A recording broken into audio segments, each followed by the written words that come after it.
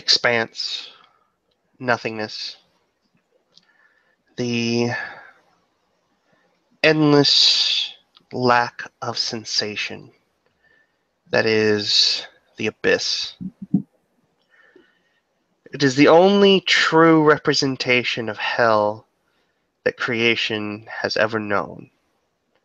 What concepts and mythos have been drawn up over the entirety of human existence of what a afterlife of punishment could be, what it should be, fails in comparison and falls so short in every possible way.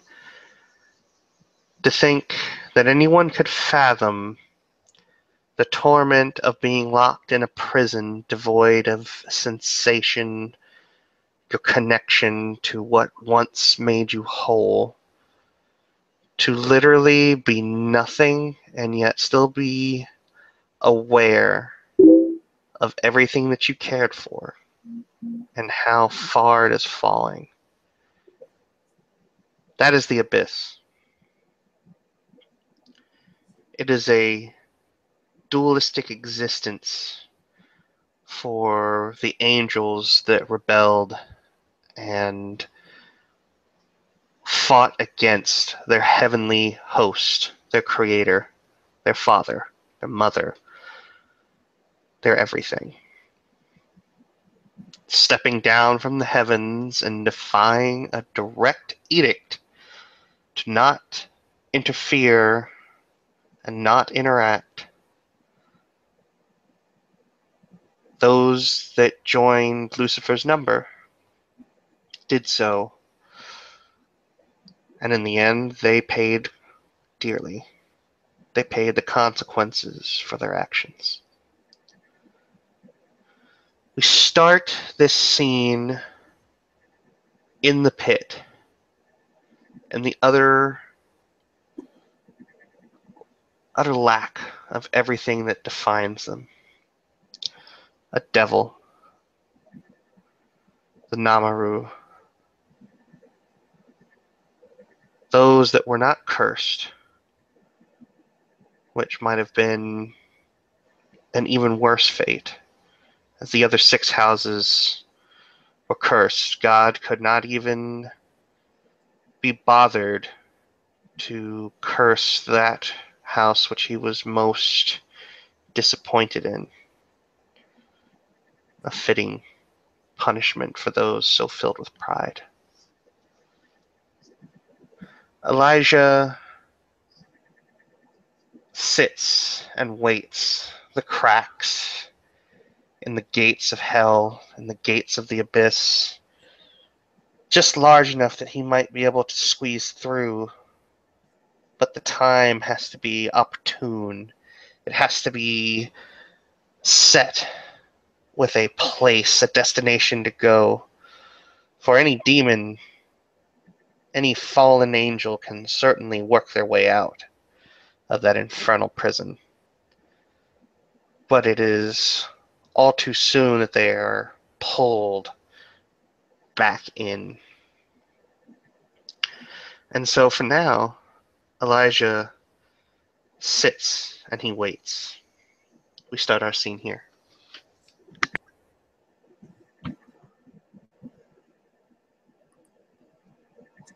Elijah is sitting there, immediately feeling the disconnect, the away feeling from his heavenly Father.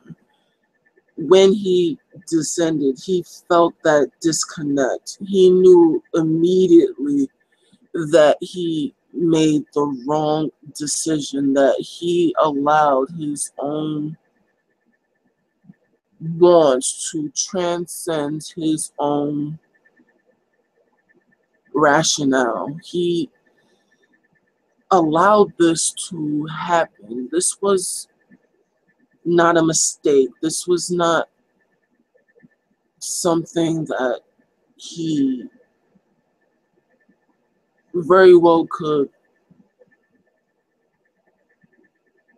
shove away onto someone else. He made the conscious decision, followed his own hubris as he fought.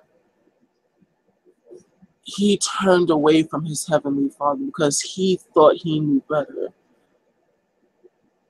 knowing that single fact was enough to crush someone so brave, so proud, so taxed to give that sensation of bravery, that sensation of triumph, that ability that God bestowed upon Daniel when he was in the lion's den, that sense of courage when he stood up against that so many prolific figures felt that oneness, that connection to the Our Father Jehovah, Jireh, whoever you call him. Elisha had a personal connection with him. He knew, he saw creation crawl out. He had a hand in it. He helped fashion it. He was there. He saw his brothers and his sisters as they went about on their tasks with devotion, with love, with purpose. It was enough for sometimes to just go along with this feeling of entitlement, this feeling of purpose, but some way, somehow it became worse. It became begrudging. He felt that he knew better. He felt that the only way to bestow courage and bravery was to reveal himself to the humans that he was commanded not to show them, to fight next to them, to show them that this is what it was like to forever be in the presence of God. That this was what was necessary. But to know and to feel this isolation away from God, to truly feel it, was a fate worse than death as he sat in this black abyss, contemplating his decision, knowing full well what wonderment was, what a miracle actually was.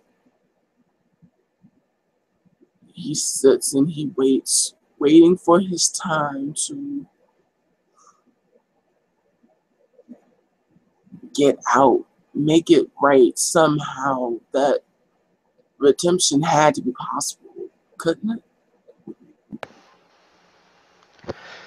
Elijah is left to sit and wonder for an eternity, for eon after eon after eon of human history, as they move from one major cataclysm of society to the next, to feel the fall of Babylon, to see with the mind's eye, to sense just in the distance, just out of reach, that little bit that creeped in through the walls of the abyss, that little tiny sliver of great emotion, triumph, but in such short supply when the sorrow and pain and the sense of tragedy seeps in as one great civilization, from the Aztecs to the Egyptians to the Mayans to the Romans, the rise and fall of kingdoms, the sounds of those slain and slaughtered in the Crusades by the millions, to feel the tortures of concepts as betrayal, as depression, to feel acts of wrath, gluttony, lust, to feel the anguish of the abused housewife, to feel thousands cry out in atomic fire and be silenced all at once, to experience the depths of depravity of soldiers on both sides in a war taking place in a jungle,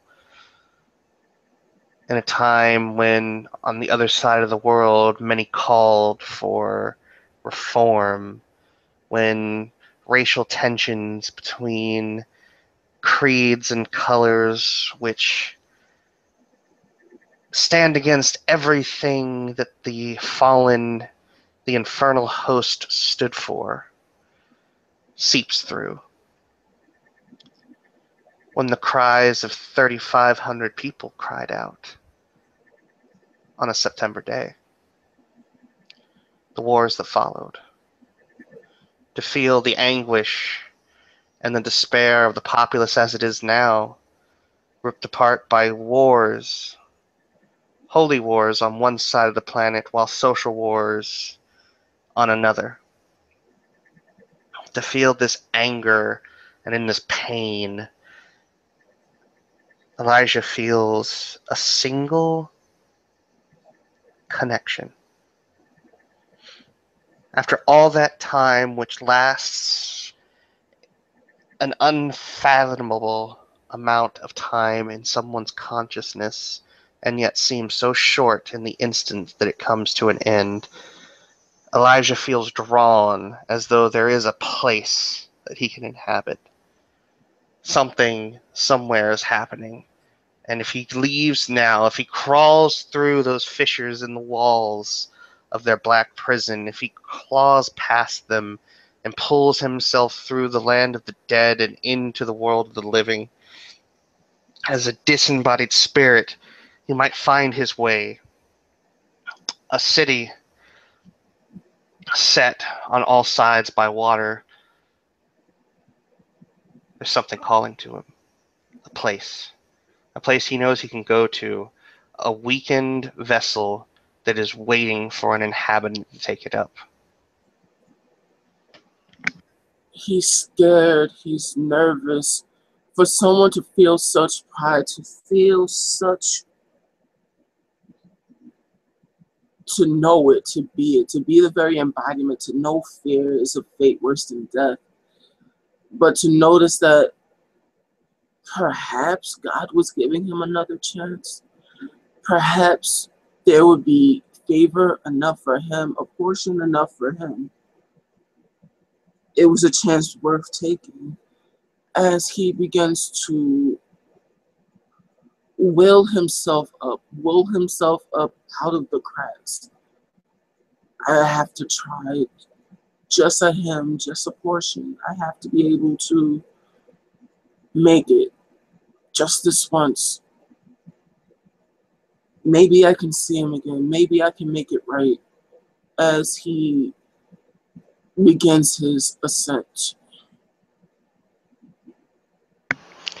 As you pull yourself through Shadowlands, as you come through the thousand hells, as you come through a place where you feel the biting winds of torment, you understand this feeling in your heart, this blackness, this anger, this anguish, this frustration.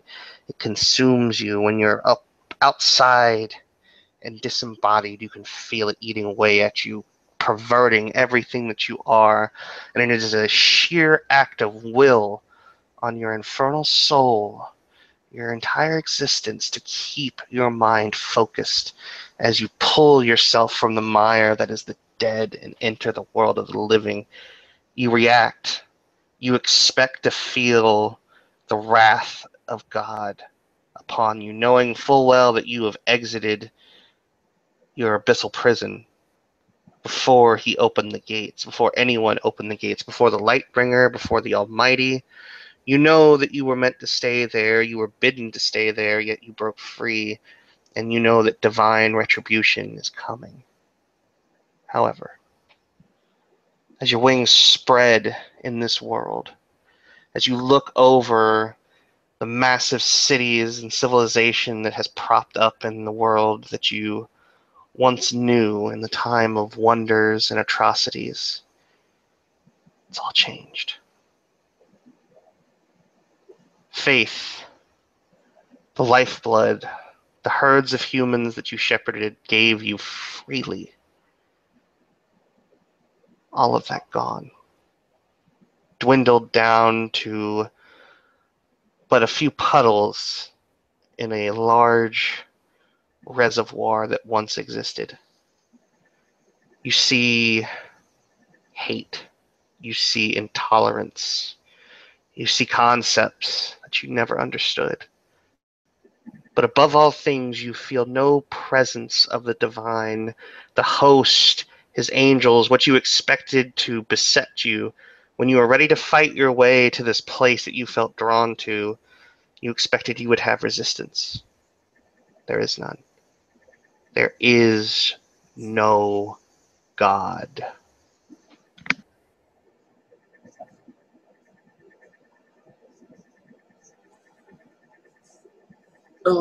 Elijah begins to recoil. He wants to flee. He wants to fight. It's all coming at once. It's a barrage of emotion. It is almost too much. It feels as if his very spirit is calling out for something, calling out for his father, but he's not there. Where could he be? It's ripping him apart. But the pain, the torment, it's too much. He needs to go someplace, somewhere, quickly.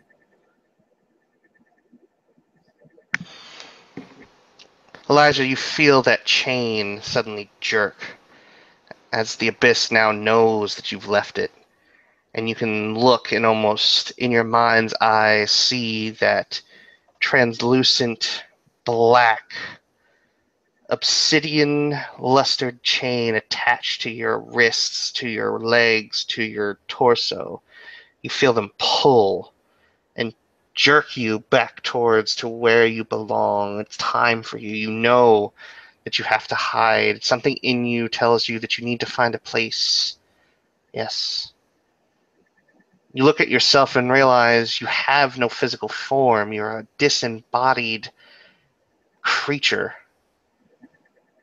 As you press your hand towards one of the towering creations, these works of stone and glass and iron that vaguely, almost a mockery of what existed back in Gehenna, the Black Citadel, the great city that Lucifer created.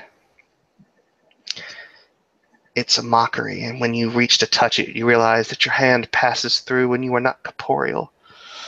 You have to find a place, a shelter. It comes into your mind that a temple of flesh will do nicely, and that maybe this place that is calling out to you is one such place. Somewhere in this maze of mockery constructs, a place where there is suffering, but life, you're drawn to it. You see a large red cross on the side of this building, and you can feel death in it. You can feel suffering, but you also feel the joy of knowing someone here. Someone here is getting better. Many people here are getting better. The number of people that are suffering, there are few that are truly being helped. You feel inspiration, bravery, something you had a hand in. You can feel that there are those that are fighting for their lives here, even though they are very sick. Though they all seem sick to you, for some reason this stands out as admirable. You feel the devotion, the loyalty that those that tend to the sick, weak, and injured here, that they have towards their charges. That spark of inspiration in all of them. As you're floating there, as you're making your way towards this place, you feel new life in a tempest of screaming, of pain and exhaustion. In the moments that just follow it, you watch as a newborn child is brought into this world and placed into its mother's arms, and she pants and sweats and cries with tears of joy as the husband standing next to them stands there and weeps, not afraid to weep, tears of joy. You wish to stay in this world, but where to? There's that old, decrepit body which is just on the verge of checking out. You can feel the soul inside, that mass of faith that creates the spark, the God spark inside, dimming out. This body is spent. You know, if you enter it, it may fail you. There's another, a boy, a young one, maybe seen only 6 or 7 winters. But no, there's cancer there, some kind of affliction. He is not long for this world. No, that won't do. A young woman, scarred, her wrists scarred, her hair a mess, her arms and legs bound down to a bed of some sort. You feel that she is soul dead. It would be easy to take this body. It would be easy to push yourself in here and take hold, but look at this. It's a mess. No, it won't suit your needs. Not for what you feel you have to do to make things right. You go further down into the depths of this building, down to the ground level, a place where all those inside are suffering in pain in some way. Some of them you feel as they die, they leave. There's one, though. You see people in blue smocks and weird and strange cloth wrappings on their heads and over their mouths, and weird, what is that, glass? No, it's not glass. It's almost as if it's derived from something else, some kind of synthetic substance, something that's not natural. Thought of the word acrylic enters your mind. They wear these over their faces. They're using strange constructs of this acrylic or synthetic mesh to pump air into a body as a set of hands, a set of white-gloved hands, push down into a chest, a dark-skinned chest, over and over and over, artificially keeping this body alive. They work tirelessly for what seems an eternity as you sit and watch and tug against the chains that are trying to draw you back. You're transfixed watching this. The doctors, their dedication, their devotion. You can tell they don't know this man. They owe him no loyalty, but they fight to keep him alive. And yet the chime of some device, grander than anything you could have ever imagined, the malefactors, but yet so simple and crude, seems to indicate when there is no life left in this body. And you see one of the people stand back and hold his hand up, and everyone seems to stop. He must be the master of this place. And he looks over to one of the women, and you can hear him speak in a tongue you don't understand at first, but it comes into your mind almost instantly. And he says, "Call the time. 7:30 p.m., doctor. 7:30 p.m. Do we have next of kin?" "Yes, we do." "Let's get them in here. Start cleaning him up. Let's make sure that his family can identify him and not have to see him like this." And you see a body before you, Elijah. It's broken. Chemicals in it that shouldn't be there. But there is time. The spark hasn't gone out completely, Elijah. What are you going to do? Elijah, not thinking, not for a second. Perhaps this was the brashness that got him into this predicament in the first place. Perhaps this was something that God was trying to warn him about, but he was too ignorant enough to listen. But something had to be done now, and he wasn't going back to the pit. At least some good can be done here. Something must be done as he pushes out the doubt and goes for the body.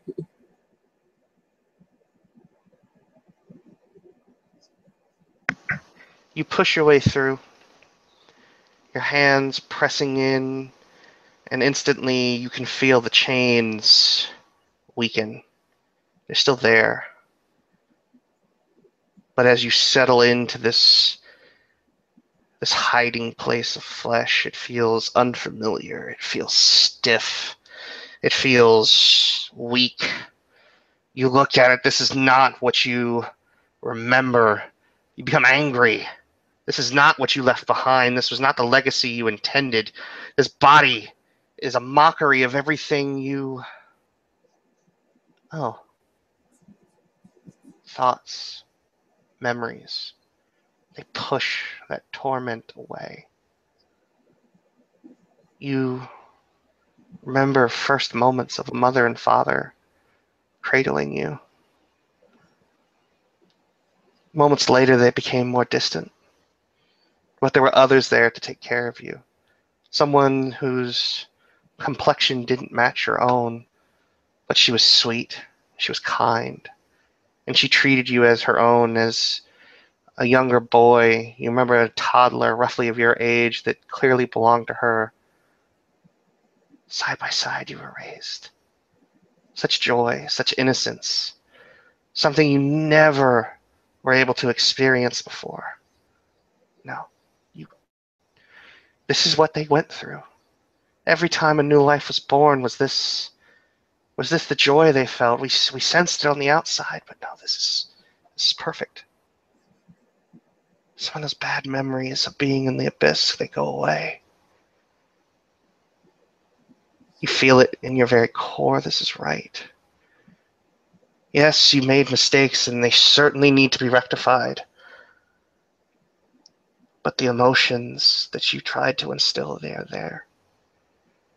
You remember a time in a place of learning, a school, elementary school, grade school. You met friends. You met new people. You cried the first day that your nanny dropped you off at school and your parents were there. You wanted them to stay, but no, they left. And your heart sinks. But that goes away as you meet a young girl who plays with you, not afraid to indulge you in what is this identity, a gender identity. No, you have to play the soldier, the warrior. You have to hold your hand up with a sword and say that I have the power. But she doesn't waver. She plays along. She plays a character of her own making. And you have fun. Later in life, you play these these things called sports, activities, pastimes. You remember swinging a bat at a ball, bat and ball. These names, baseball. You remember high school. You remember being part of a crowd, friends, like-minded people, cliques of diverse kinds. It's all so wonderful. And yet these memories seem somewhat isolated, as though they all divided and they did not share much with one another. But there are nice things there in this separation. There are those that you fit in so well with that you can relate to.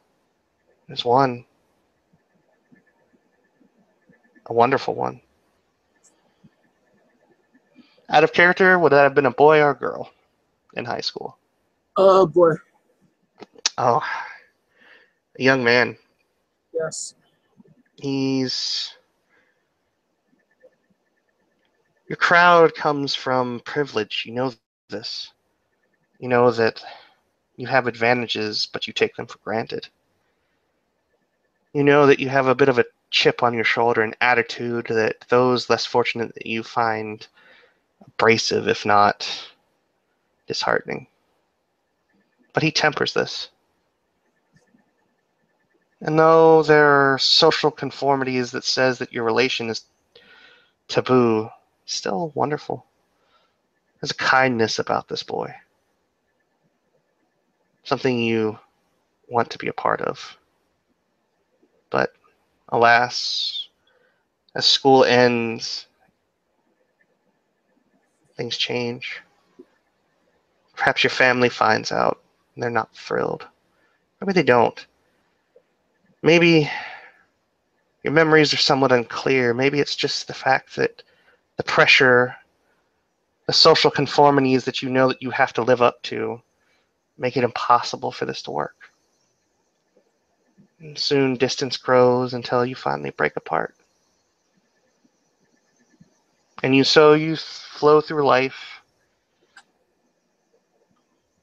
as tenants, memories of what humanity has put into this thing called religion. The obedience of God is so perverted from what the original plan was. It divides them. It doesn't bring them together. It doesn't teach them love. You identify with your host's disdain for this. This was not how it was meant to be. This religion thing, this concept, all it does is it divides, breaks people apart. It gives people, what is this, justification for doing horrific things. All those lives you felt lost in a time. Holy wars. What is this? Humans slaughtering humans because they didn't agree on beliefs? How can it be? How could they have fallen so far? You have to make this right. There's no doubt in your mind now that God was right. You have to fix it. If you do nothing else in this new existence that you are afforded, you will fix this. Or you will spend this body trying to do so. And then you feel hands pressing down on your body. They're cold. Or are they hot? No, they're hot. Your skin is cold as you struggle. You hear someone shout, "Doctor!" And the man runs back in as they pull the tubing out of your mouth so you can breathe. You take that first gasp in. You hear the beeping, the rapid beeping of that strange car nearby. A machine that checks vitals. You understand that these people are called doctors and nurses and that you're in a hospital. You understand that you were here because Previously, you had done something called drugs, crystal meth. Far too much, more than you should have ever bothered to take. Friends, they abandoned you. They left you there to die. They told you that they would watch you, make sure that nothing bad happened, but that didn't happen. Self-destructive tendencies took over and landed you here. But you now have purpose. And as darkness washes over you as they sedate you, you have vague memories of a induced stupor. You recognize your family visiting you, though it's obligatory and you shut it out. Whether you're coherent or not, it doesn't matter. When you come to again, after what seems like days to work this out in your head as your infernal mind makes sense of everything that is you, or was not Elijah, no, that's not your name anymore. At least not a name that you bring when you think and you self-identify for right now. No, you are somebody by the name of Isaac. Isaac McKnight. For now, the infernal, the fallen angel inside is simply that. Kept there. Locked away. Kept safe. As it should be. They wouldn't understand now. They've changed too much. You'll have to work in a different way. And as you come to, you sense the presence of another sitting beside your bed, flipping through a magazine.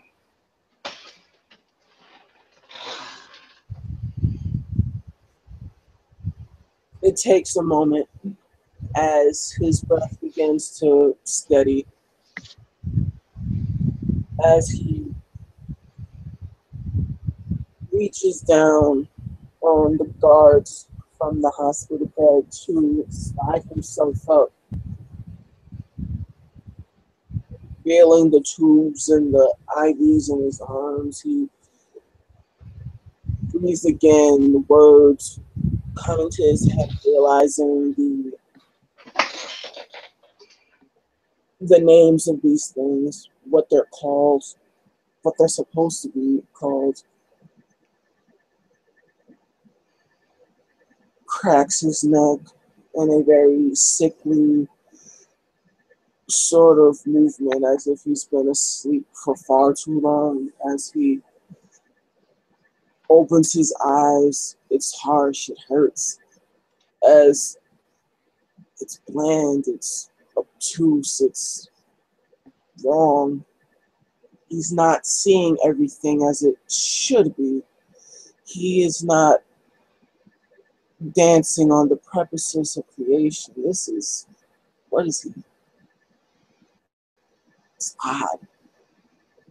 It's weird. It's not what he is supposed to be, as he sits up and looks at this figure.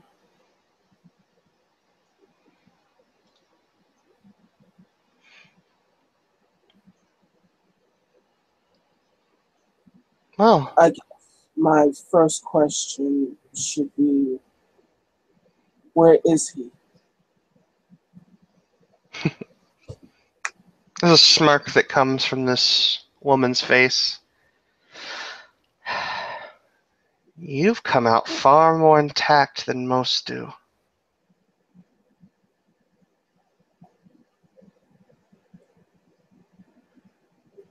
Most that come out are muddled by their temple of flesh. She smirks as she holds out a hand. My name is Layla. What's yours? Eli? No, Isaac, as he corrects himself. You feel a odd urge, a gesture, similar to something that you remember in the time before. Though it's not quite as pronounced or honorific, it's just a casual gesture. You feel the urge to grasp her hand and give it a firm shake. This is right. This is what happens next as he holds out his hand and grips it.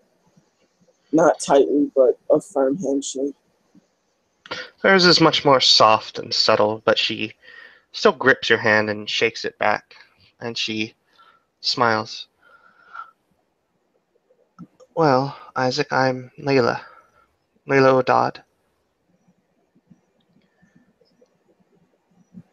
I felt you come here.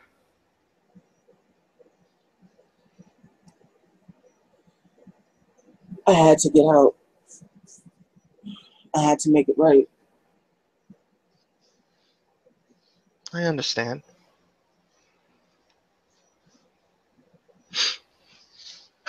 So, do you like what you see? And she'll look around the room and then out into the hospital ward where the other rooms are, and nurses go back and forth, and the sounds and the smells are frightening and yet new and exciting all at the same time.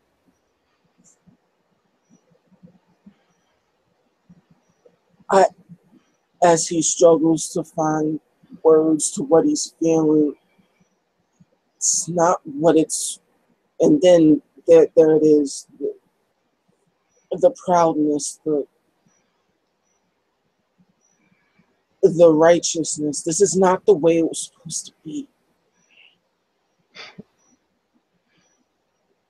You came out very intact. Yes, you are right. This is not how it was meant to be. It's one of the first things I learned when I came here. You put up quite a tirade on your parents when they came in. You were not happy with them. I wonder how much of that was Isaac, and how much of that is you. As he looks at his hands, I hardly think that's my problem right now. Concentrate for a moment. You're going to have to get used to accessing memory. This Isaac is you. Now it is your identity. I need you to focus. Let all hints of what you were relax. Take a breath. Let for now come to the forefront and tell me why, when I came here the first time, you were yelling at your father. He takes a deep breath. Um, the veins in his neck popping out. It's taking a full amount of his willpower to push back that nature, what to push back that righteous indignation. As he kind of looks to the left, looks to the right. They were absent, I think. It was more than that. They were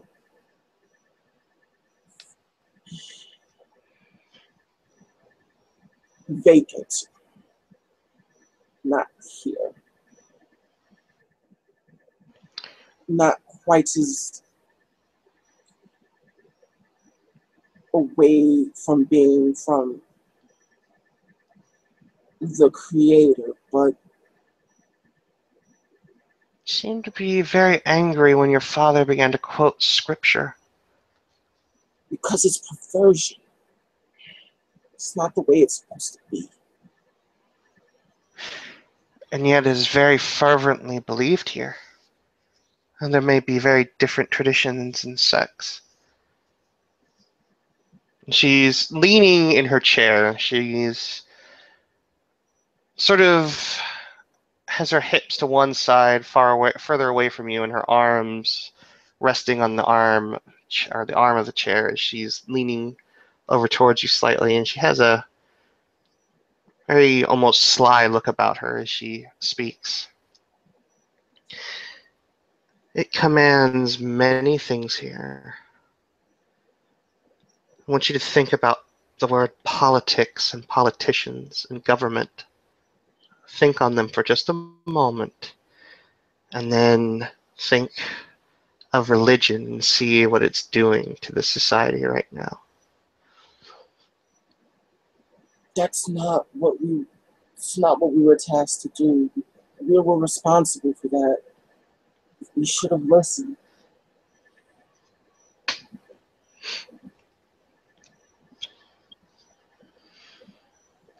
I want you to think about civil rights and how they pertain to some 40 years ago and how the same cycle is being repeated now.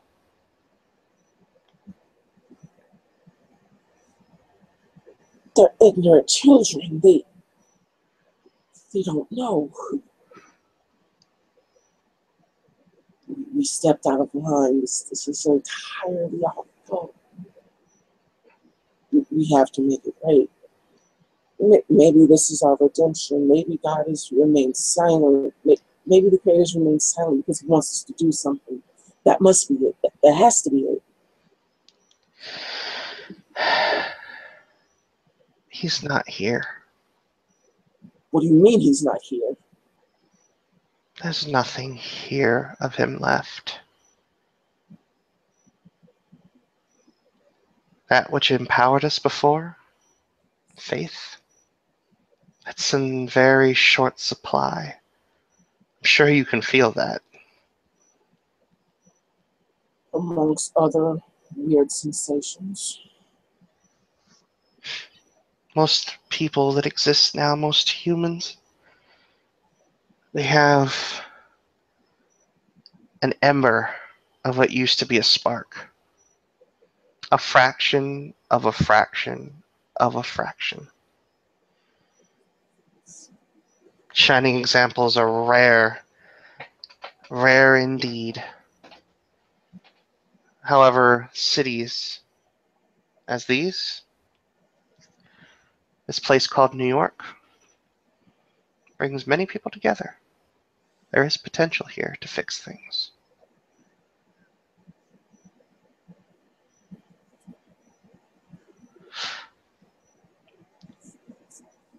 But That's what we shall do. We shall make this right. you'll need time to recover.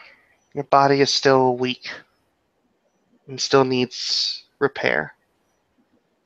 And I'm afraid of the powers of our second house to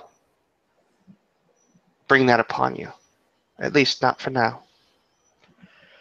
You're going to have to deal with the very ideals of what it is to be human. I know that your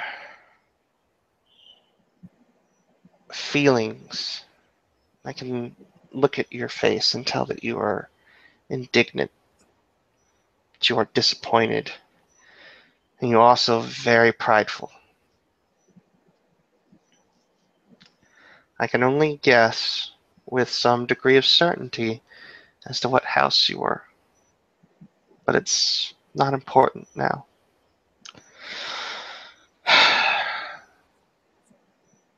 Focus on becoming Isaac. It's embarrassing. I'm flawed. I'm first house. I'm flawed. We're not doubting. You As have to be. Perfection is not looked well upon here. I found that out very quickly when I first came here, because I retained everything when I came. It is not well looked upon to be perfect in this flawed society. If Isaac is your host's name, do it honor. Because I need to let you know that because you are here, and she'll tap you on the chest, Mm-hmm. you threw him into oblivion, into nothingness. He may have been destroyed as some of ours had when they went with the host, or lost forever. You have taken up residency in this body, and it belongs to you now. But I'm afraid that you did destroy who Isaac was. You now owe it to him, by my reckoning, and probably by your own. You owe it to him to continue on, not necessarily as he was, but as he could be. I want you to wrap your head around that. For the next few days, you're going to be asked questions, likely put into rehab. Maybe not. I'll see what few strings that I have to pull I can for you. But when you leave this place, I'll be there. Does that sound agreeable to you, Isaac? Yes, Lila. She smiles and reaches down and squeezes Isaac's hand. He squeezes it back. We'll fix this. And if we can't fix it on a grand scale, some of the Asharu in the Time of Wonder, they said that all any creature can do, any aspect of creation can do, is touch what it can, what's right in front of it. And she smiles. If we can affect great change, we'll start somewhere small and work our way up. Right. And she'll stand, pick up her jacket, and as she walks out, the nurse looks at her with a funny look. I thought we told you not to come back here. And she holds up both hands. Forgive me, I was just talking to someone. And over the next few days, just as Layla had told you, questions come, men in uniforms called police question you, doctors, through a monotony of exhaustive, repetitive questions. How are you feeling? What's your pain level like today? All of these things eventually wear thin on you.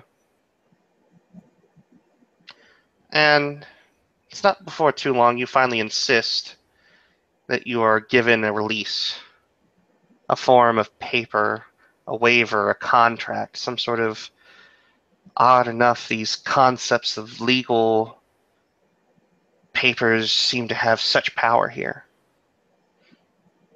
And to gain your freedom, you sign a waiver and you walk out the door. And when you do, just as she promised, Layla is standing there waiting for you as rain is drizzling down behind her. Cool rain, precursors of autumn coming up behind her.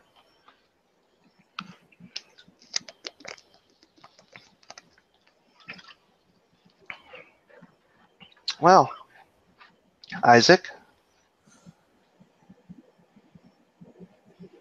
As he stops and looks up at the sky, just allows the water to fall.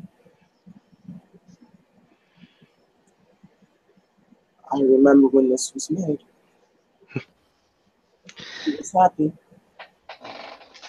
There are still remnants of what we did, and they're still beautiful. There's just a lot of terrible things that we have to accept for now. Why don't you get in? And she'll gesture towards the passenger side of her car.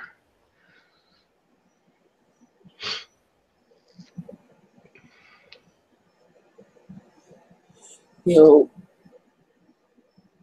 open the door and let the realization of what this is sink in on him. Right. Then close out.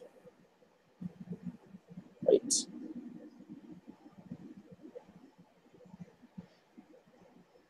I'm standing too straight as he sits back. She'll shut the door for him and walk over to the other side and step in, and she grabs something from the back seat. You're in what looks to be some sort of luxury sedan. She grabs a small bit of cloth, a towel, and pulls her hair in front of her so she can towel it off and squeeze it until the water is, for the most part, not dripping out of her hair. Well, let's give you a bit of a rundown, shall we? And she'll start the car and drive off.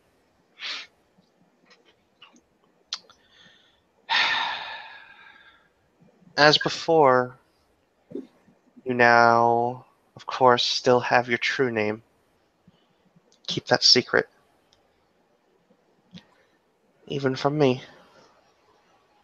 Only those you trust entirely believe me. You don't want that out. Your celestial name I would be judicious in giving out. Isaac is a good name to stick by for now.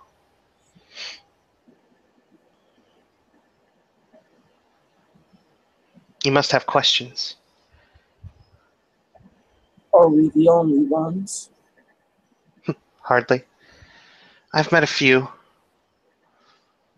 4, to be exact. But I know there are more. Some of them are... Some of them are not what they used to be. We have factions now. Groupings of the Infernal that are banding together under a common cause. There are those who still seek the mysteries of the universe, like the Silver Legion. Hmm.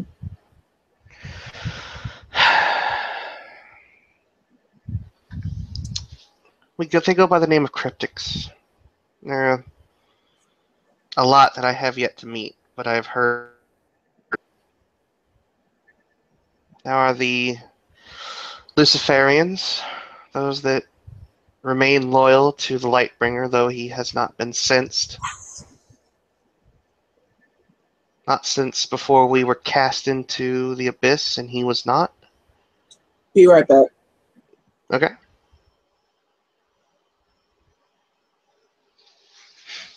And so we wait.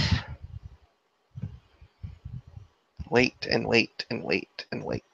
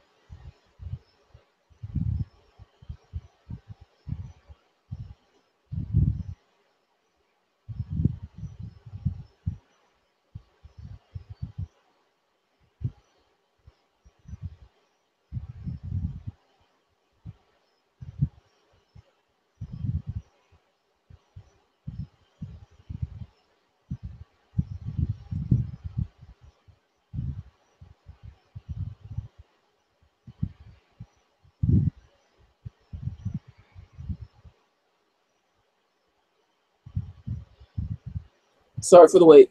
What No, about? that's no problem. Nothing. Um, and we're just going over the legions. Is there anyone else that honestly feels I As the you do? word dad? Yes.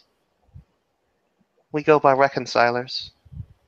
Those that wish to make things right and perhaps redeem ourselves in the eyes of the host, our creator, if he is watching still. The Luciferians tend not to have much to do with us. They don't like us. As do not the Faustians, those that push humanity into their peak efficiency through prodding and trickery and deception, manipulation. Some of them are self interested, and others are vengeful, wishing to fashion humanity into a spear and point that at the gates of heaven itself. I think we can safely say what that kind of thinking led. There are good ones among them. Some of them are truly interested in following old edicts of the Morning Star and trying to push humanity to its furthest boundaries and perhaps past them. These factions, the Cryptics, the Luciferians, the Reconcilers, the Faustians, they are all ones we can abide and work with. The others, they are called Ravagers, Nihilists, sore losers. They seek to take creation away from those that took it from them, and since they can't have it the way they used to, they want no one to have it. So they're going to smash it to bits if they're able, corrupt it until there's nothing left, and then it all burns and there's just nothing. Well, that's very human. Not all of us came out of the pit without damage. I'm sure you can feel that biting away at you, the anger, the anguish. It's a perversion of what I used to be, but I suppose it would do. It does confer on you some interesting power, though. This aspect of ourselves we call torment makes you powerful in some ways, granting you perversions of your former self.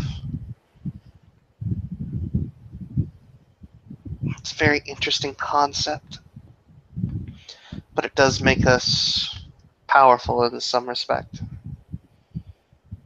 But I would recommend you use it judiciously, lest you end up like the Raveners, tormented beyond reason.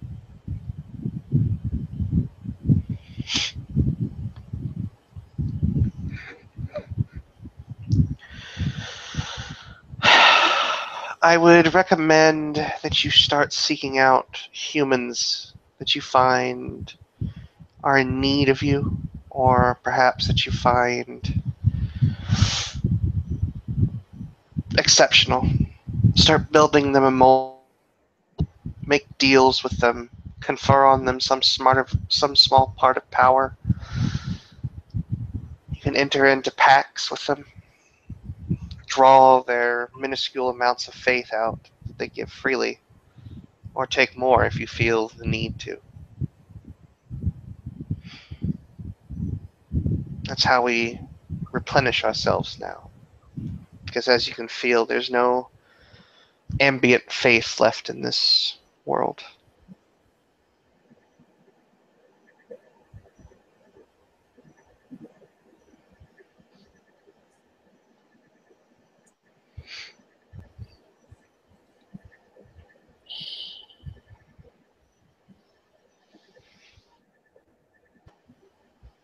I see.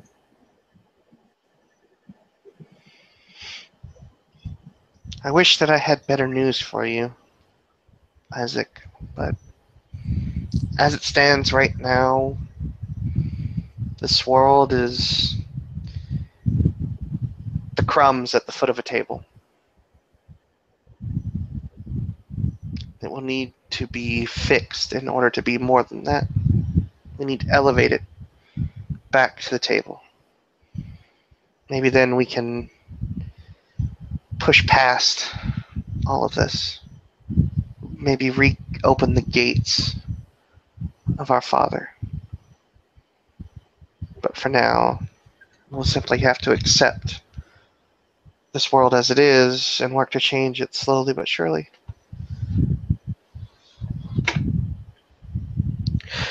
Um, OOC real quick, just Mm-hmm. as Layla is talking to him, she would definitely start to piece together just based off of his attitude, like who he used to be Okay, that's because fine. of because, because of his eminence. Yeah, and if she does recognize his eminence, she's not hinting that she does. She's very Gotcha. good at keeping her face neutral right now. She Mhm. seems to be giving him freely a primer. And you can tell that she is not being patronizing, but she is Mhm. instructing. Whether that strikes a chord with you as right or wrong, that's totally up to the character.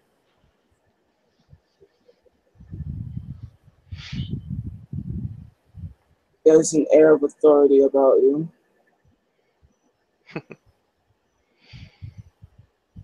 You recognize this. You're a smart lad, aren't you? Amongst other things.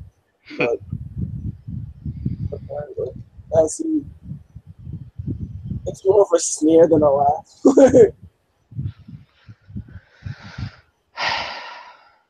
She'll kind of look down at the flesh that she's wearing and look back up at him. There are some nice perks to this sort of existence. I can instruct you in those, though it might be better if you had a bit of self discovery on that front. I see. Now, I know you've had some food while you were there at the hospital, but that's not eating. Believe me, that's not eating.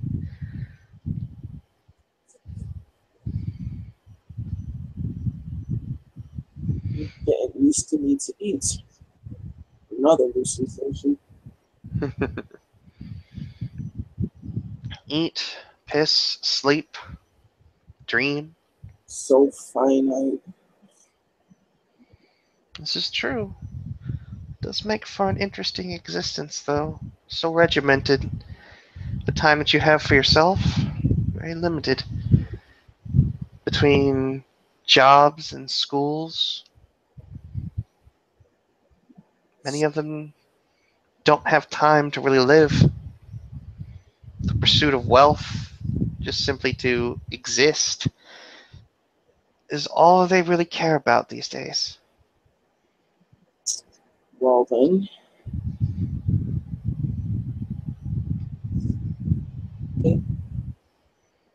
I should probably stop referring to Isaac in the third person.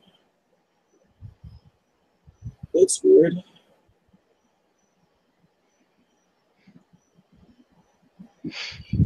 Seems I like McDonald's.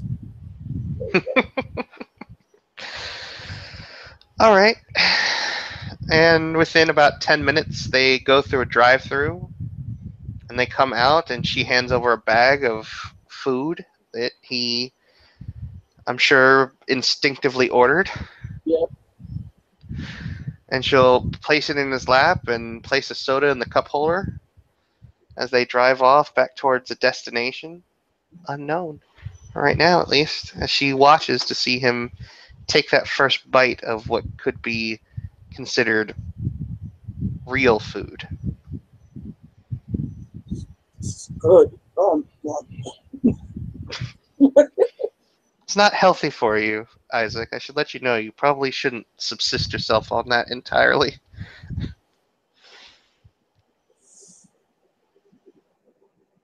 You're not my mom, is what Isaac would say. As he continued thinking, She'll kind of cackle and laugh with that, a very genuine laugh. Oh, by Mikey, I think he likes it. I think you're getting the hang of this. That's called sarcasm. A yes, wonderful and ingenious construct of theirs. so it seems. It's very entertaining.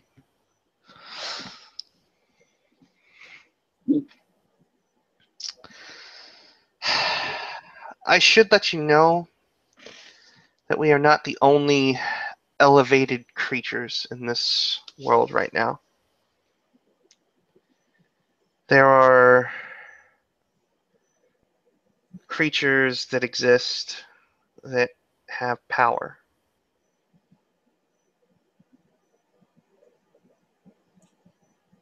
The ones who won. No, these are different. What? They don't fit any paradigm that I understood.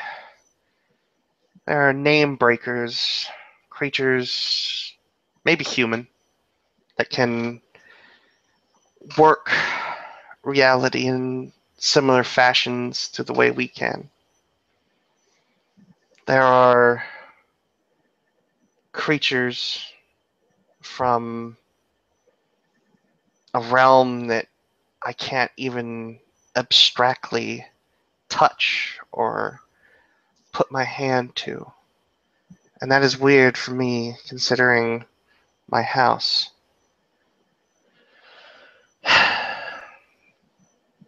There are others,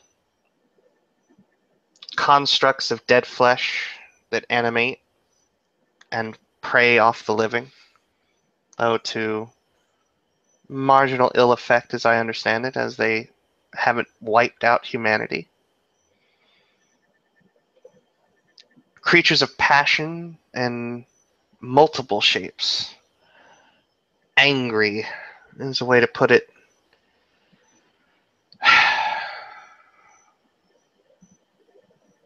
And then there's us. I see. I only have heard tales of territories for one of them. These creatures of rage, they go by werewolf. I don't know much about them. I know they're brash and angry, and they don't take kindly to intrusion. Stay out of a place in Manhattan called Central Park. I'm afraid I can't give you any other real details. They are fleeting, and getting details of that nature was not easy as far as the park itself. Steer clear of there, and you'll live longer. Or at least your host will.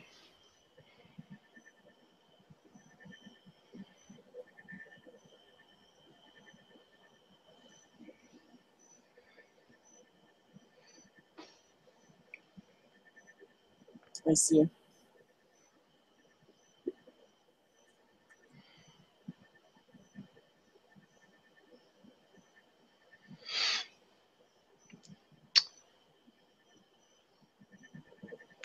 So, do you have a place that I'm supposed to take you, Isaac? Anything that you can remember?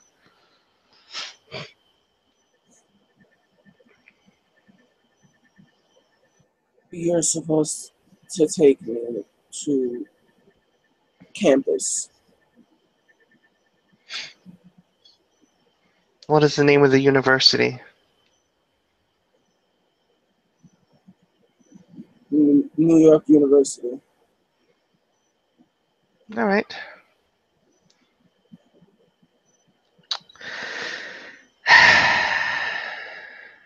I have to. I have work tomorrow. That should be fun. Yes, it's work. It's probably a good primer for you to get used to, well, in essence, being human. Do understand that you're working under somebody more than likely. I don't think somebody who overdoses on crystal meth is, well, so you're going to just have to accept that. If he chooses to confront me in such a way, I hope that his fervor does some credit. It probably won't. Believe me. These humans that are in management positions, as they call it, think very too highly of themselves. Take after your house, really. Only they don't have the clout to back it up. But they do have authority, and they do have the power to dismiss you from your position. And then you won't have money, you won't have food or shelter. Keep that in mind if you think about being righteous and indignant. There's still a lot of me in here, so I'll try to do justice. A word of advice, don't try and play the part. It becomes very robotic, artificial. You have to be it. I'd recommend maybe calling in sick tomorrow, telling him you just got out of the hospital, and take an entire day letting that personality of Isaac become who you are. Trust me, you can. It just takes time. It'll take some time, but I need a shower. I think that's what it's called. They're fairly nice too. And as the night progresses on, she'll give him a few more of the basics of high and low torment forms and evocations as they exist now, a pale comparison to what they used to be. All the same, Layla will drop Isaac off at his campus and wish him well and drive off. Assuming she gave him contact information. Of course. Okay. And with that, Isaac will step into the shower, critique its inefficiency, and sit on the bed. After tired of critiquing on its inefficiency, drift off into sleep. And I think there, ladies and gentlemen, we can call that a scene. Thank you for watching.